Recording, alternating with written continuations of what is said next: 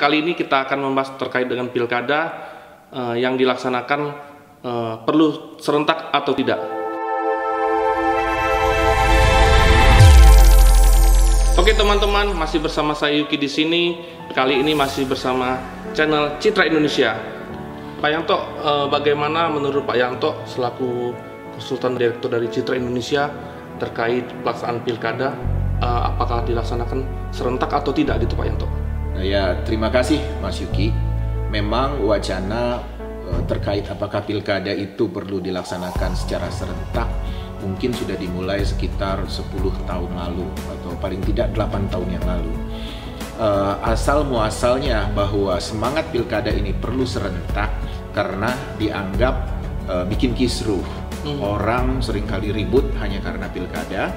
Kemudian juga pemerintah berpikir atau banyak penyelenggara berpikir bahwa pilkada kalau dilaksanakan secara serentak itu bisa menghemat banyak anggaran. Tapi ternyata ketika pilkada dilakukan di sejumlah daerah dengan beberapa daerah dilakukan secara serentak, ternyata saya lihat harapan pilkada yang serentak itu akan mengurangi anggaran, kemudian juga akan mengurangi kekisruhan antar pendukung kandidat-kandidat ini, itu tidak terjadi. Bahkan pilkada serentak itu membuat pusing para parpol, terutama para tim bapilunya. Mereka harus memetakan dari sejumlah daerah yang ada di Sumatera, kekuatannya seperti apa, kemudian kekuatan yang di Kalimantan, terlebih di Jawa. Kalau misalnya tim bapilu parpol itu hanya menangani beberapa puluh daerah yang menyelenggarakan pilkada, mungkin mereka masih bisa melakukan analisis, kemudian melakukan pemetaan bagaimana parpolnya bisa memenangkan daerah-daerah ini. Tapi nyatanya ketika jumlah daerah itu sudah begitu banyak, bapilu sudah kelabakan, akhirnya rekomendasi parpol itu seperti semacam kacang goreng gitu. Siapa aja yang dekat, siapa yang cepat, siapa yang lebih bisa meyakinkan, akhirnya menjadi pertimbangan utama untuk diberikan rekomendasi. Walaupun tentu di 1-2 kasus, di satu dua daerah karena dianggap itu seksi dan strategis bagi parpol tertentu, mereka mengamati secara serius. Tapi bagaimana dengan daerah-daerah yang menurut parpol tertentu itu tidak seksi buat mereka? Tentu akhirnya semangat untuk memenangkan daerah itu, mengkritisi kinerja kandidat sehingga bisa menghasilkan pemimpin yang baik di daerah itu, di mata parpol itu tidak lagi tertangani dengan baik. Jadi Pak Yanto, sebenarnya itu merugikan atau menguntungkan buat parpol itu Pak? Tentu tiap-tiap parpol melihat fenomena seperti ini, mereka pikir mereka akan mencari siasat untuk menguntungkan parpol mereka. Peluang-peluang pilkada serentak ini mereka cari terus-menerus, sehingga masing-masing parpol itu punya pikiran bahwa mereka bakal mendapat keuntungan dengan pilkada serentak. Nah, tapi yang menarik adalah pilkada serentak yang secara nasional yang di tahun 2024 rencananya kalau menurut undang-undang. Bagi saya salah apabila parpol tidak merevisi undang-undang ini agar pilkada itu tidak dilakukan secara serentak secara nasional. Harusnya tetap dibuka peluang pilkada di 2022, 2023, kemudian 2024. Semangat undang-undang itu yang kemarin itu yang mendukung pilkada serentak nasional 2024 sudah terbukti pada pilkada-pilkada kemarin itu tidak menunjukkan efektivitasnya.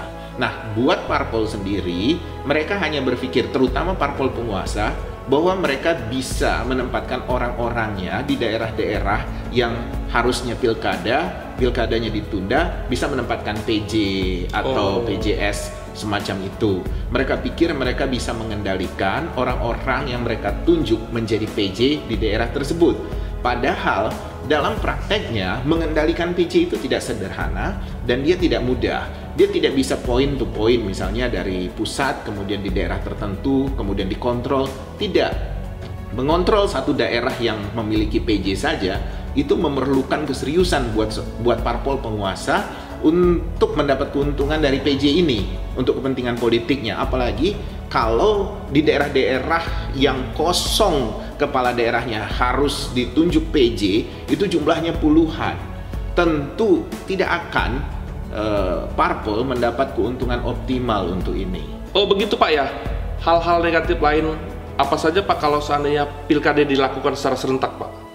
Ya kalau mau ditimbang-timbang hal negatif terhadap pilkada serentak itu adalah dari sisi alokasi anggaran.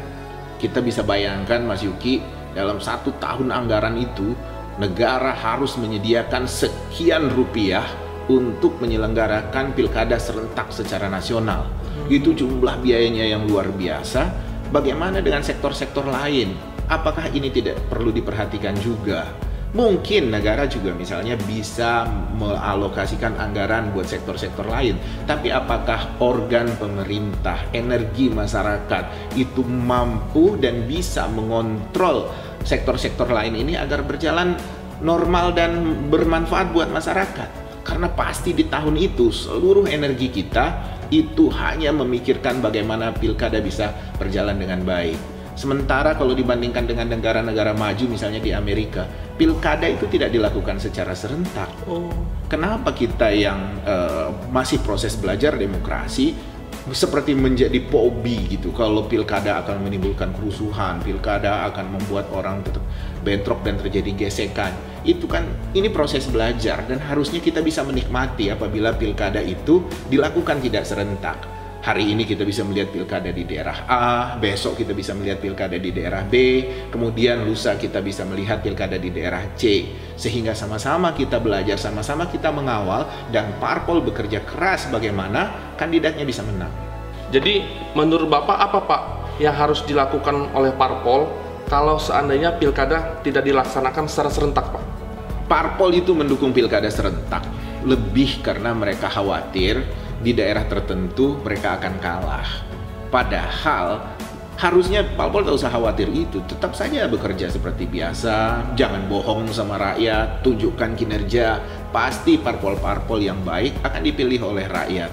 Jangan sampai peristiwa-peristiwa hari ini memunculkan kekhawatiran tahun depan, 3 tahun atau 5 tahun berikutnya. Apa yang terjadi hari ini, peristiwa hari ini itu bisa kita kondisikan dengan bekerja keras, dengan menunjukkan komitmen dan niat baik kepada masyarakat, sehingga pada saat pilkada kapanpun itu rakyat akan memilih parpol tersebut.